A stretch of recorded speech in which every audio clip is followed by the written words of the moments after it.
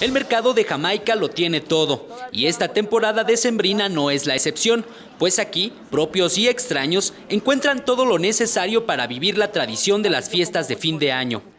Pues ahorita tenemos lo que son piñatas para las posadas, adornos navideños, luces, LED, todo para pedir posada también. Tenemos letanías, velas, luces de bengala.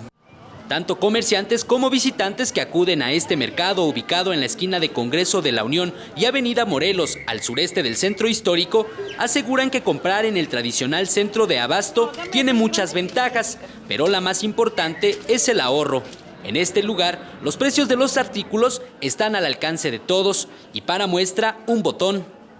Yo tengo la Nochebuena de a 25, de a 40, 70 y 120 la más grande.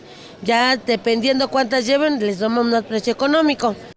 También encontrarán muchos otros artículos como estos renos con flores que cuestan 150 pesos o incluso podrá formar su propio nacimiento con piezas que cuestan entre 2 y 25 pesos cada una. Sin duda, una opción más de las muchas que existen en esta enorme ciudad.